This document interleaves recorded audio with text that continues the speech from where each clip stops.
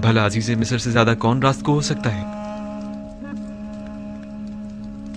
वादा करते हो कि अगर यूसुफ को देख लो तो फिलहाल अपने भाइयों से कुछ नहीं कहोगे और ना ही यूसुफ के मुतालिक बताओगे?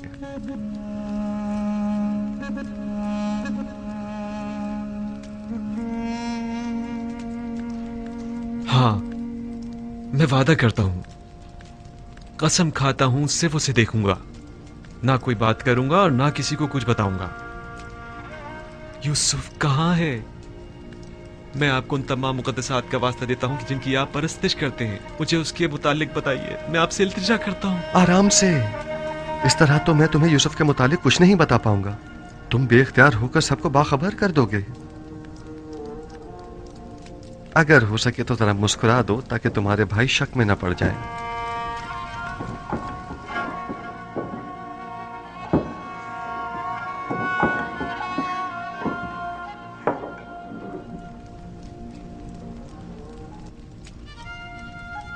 देख रहे हैं कि मैंने खुद पर काबू पा लिया है। खुदारा आप तो कुछ बता दीजिए जनाब, बताइए यूसुफ कहां है? यही है। यहां मौजूद अफराद में से एक यूसुफ है।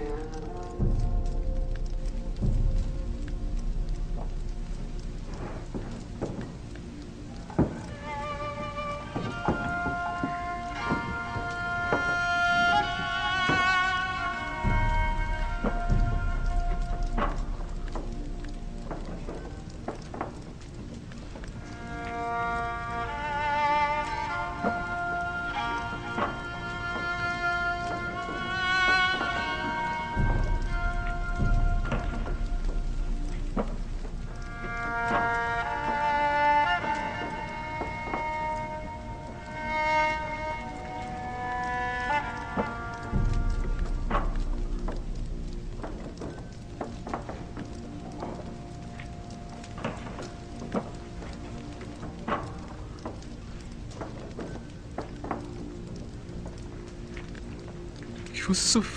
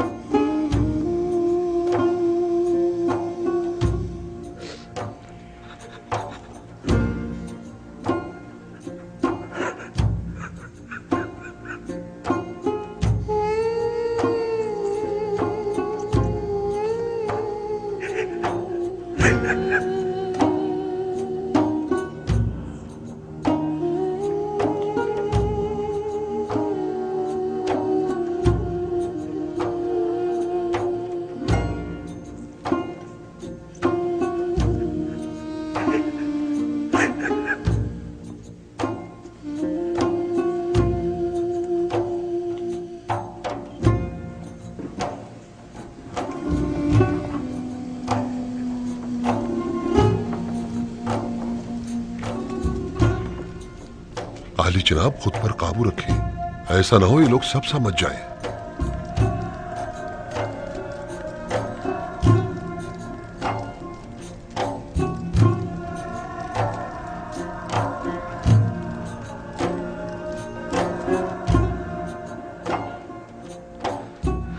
खुद पर काबू रखो बिन्यामीन, आराम से।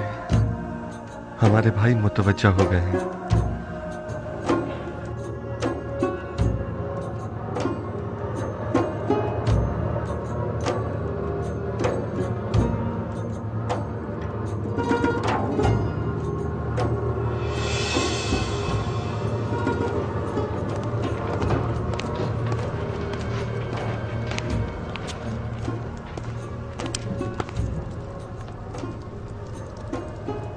क्या हुआ? क्या पागल हो गए हो? अजीज मिस्र के सामने इस तरह हंसने और रोने से क्या मतलब है तुम्हारा?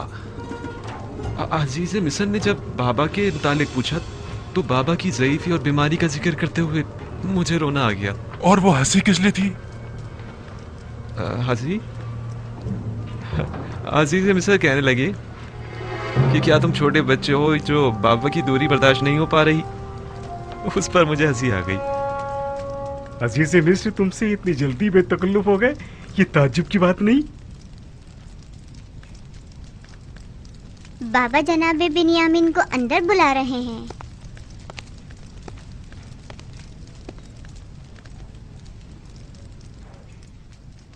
जनाब यूसुफ ने अपने बेटे इब्राहिम को भेजा है आपको बुलवाने के लिए। कहाँ? उन्हें तुमसे क्या काम हो सकता है? मुझे क्या मालूम, जाऊंगा तो पता चलेगा ना। अब मैं जाऊं?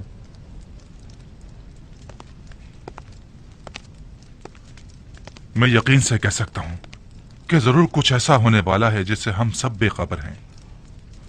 लावी, तुम तो इतने बदगुमान नहीं हुआ करते थे। बाबा की बातें याद है ना तुम्हें? कहा था कि अजीज मिस्र की मेहमान नवाजी, सिक्कों का गंदुम की बोरी में रखना और बिन्यामीन को मिस्र बुलाना ये कोई साजिश हो सकती है। और मुझे आज का ये वाकया इसी साजिश की एक कड़ी मालूम होता है। खुदा करे मेरा ये खदशा गलत साबित हो।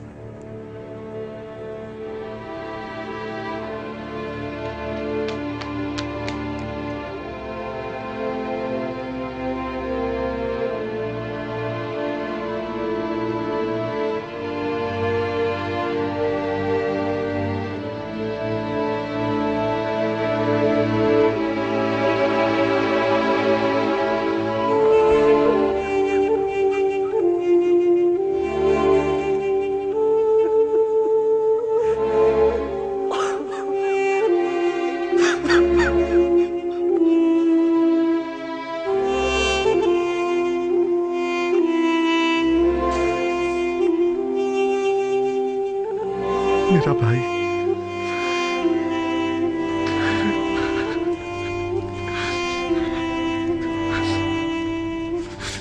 शुक्र है उस खुदा अजीम व मेहरबानी का। मैं खुदा का निहायत सिपासगुजार हूं।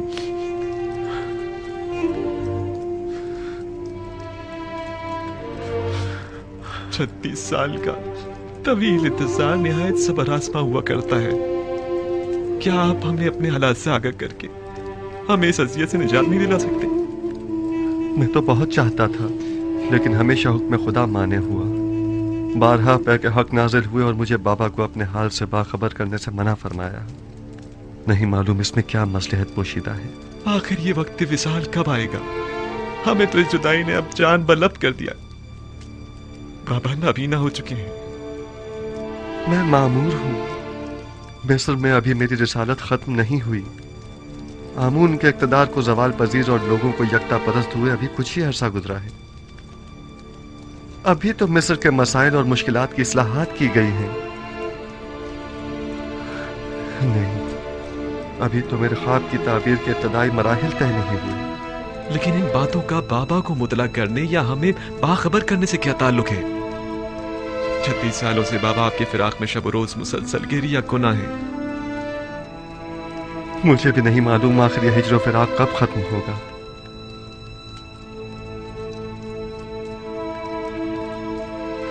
तुमने बताया कि बाबा मेरे फिराक में गिरिया गुनाह रहते हैं। हाँ, बिल्कुल ऐसा ही है। और मेरे बाद तुमसे वाबस्ता हो गए। इतना कि मेरी एक दिन की दूरी भी बर्दाश्त नहीं उन्हें। वो मेरे चेहरे में आपका चेहरा देखते हैं, वो मुझ में आपको ढूंढते हैं, यहां तक कि वो मुझसे ही आपकी खुशबू सूंघते हैं। मेरा ख्याल है कि मैं इस फिराक की वजह और इस हिज्र के सबब को समझ रहा हूं। खूब, क्या वजह है? तुमने हमारे जद इब्राहिम और हमारे चचा इस्माइल का वाकया तो सुना है ना? हाँ, कई बार। आपकी मुराद इस्माइल की कुर्बानी करने से है। बाबा का माजरा भी उनसे कुछ मुख्तलिफ नहीं है। मैं तुम्हें मिस्र में रोक लेना चाहता हूं, क्या तुम राजी हो?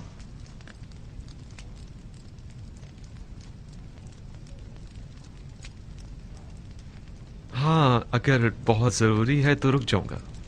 मुझे तो आपका हुक्म बजा लाना है, पैगंबर खुदा की हैसियत से भी और अजीज मिस्र की हैसियत से भी। तुम्हें यहां रोकने की दो वजूहात हैं। अव्वल यह कि हिज्र फिराक के अख्ताम के लिए हम दोनों इस्माइल की बाबा को कुर्बानी देनी होगी, और यह तभी मुमकिन है कि जब बाबा हम दोनों से दस्तबरदार हो जाएं। और दूसरी यह कि हमारे भाइयों को तौबा करनी होगी। तुम्हारी हिफाजत और निगहदारी में कोताही बरतने की तौबा, तुम्हें गंवा देने की तौबा, तौबा खयानत करने की अमानत में, और तुम्हारी निगहदारी में कोताही बरतने की तौबा। लेकिन मुझे यकीन है मुझे खो देने के बाद बाबा जिंदा नहीं बचेंगे। मौत और जिंदगी सिर्फ खुदा के हाथ में है। यकीन रखो कि बाबा एक दिन मिस्र जरूर आएंगे। वो 11 सितारे जो मेरे भाई हैं मिस्र आ गए हैं, लेकिन चांद और सूरज का आना अभी बाकी है। परेशान मत हो, तुम्हें यहां रोकने के लिए कुछ सोचते हैं। आया तुम यहां मेरे पास रुकोगे या नहीं? अगर आपका हुक्म है तो हाँ। अब भाइयों के पास वापस जाओ, उन्हें शक नहीं होना चाहिए। अगर वो पूछें तो कह देना कि अजीज मिस्र बता रहे थे कि हमारा सामान तैयार है, हम लोग चाहें तो सुबह निकल सकते हैं। जी बेहतर। खुदा तुम्हारे साथ। खुदा निगहदार।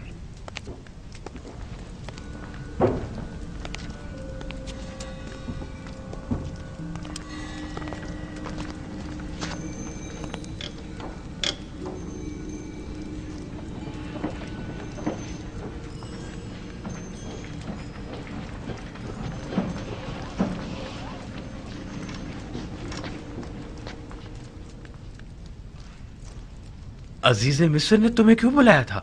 हम तो समझे कि बाबा का अंदेशा सच साबित हो गया। नहीं, परेशान मत हूं।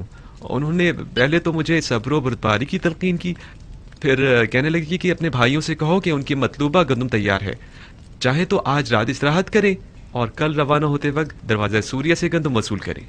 बस इतना ही कहा? हाँ, बस इतना ही कहा। क्यों, कुछ और भी कहना चाहिए था?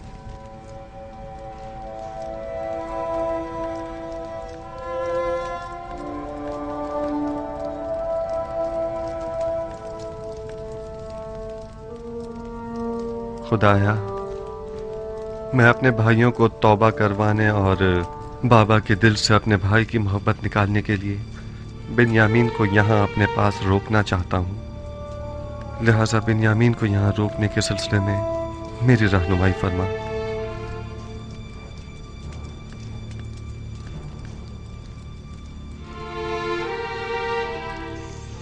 इसहाक नबी का कमरबंद गुम हो गया है।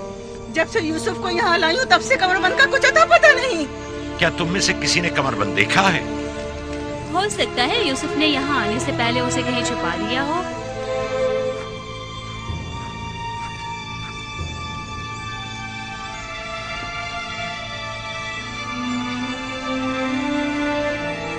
कमरबंद यहाँ है। कनान के लोगों, तुमने देखा? मुझे चोर मतलूब थे, सो मिल गया। बहुत हो गया, बस करो। तुम्हारा कमरबंद मिल गया, लो और जाओ। इतनी आसानी से नहीं भाई, लगता है तुम अहले कन्नान के कानून को भूल गए हो। ये आप सब लोग जानते हैं कि कन्नान वालों के रस्म रिवाज के मुताबिक जो कोई भी अपने मसरूखा माल के साथ चोर ढूंढ निकाले तो वो उसे 4 साल तक के लिए अपने गुलामी में रख सकता है।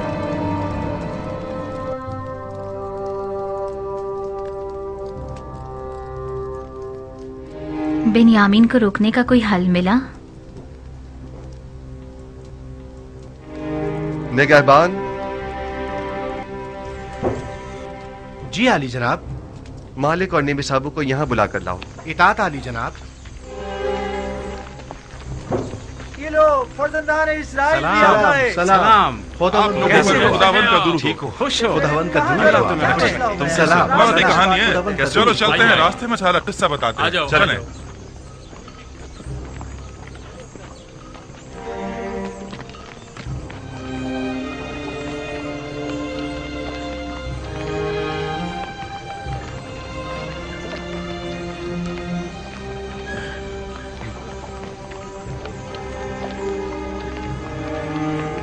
यूसुफ ने तो कहा था कि मुझे अपने पास रोक लेंगे, तो फिर क्या हुआ?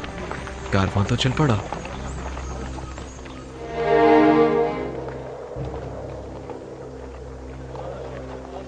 शुक्र है खुदा, हम दोबारा भी खाली हाथ नहीं जा रहे हैं।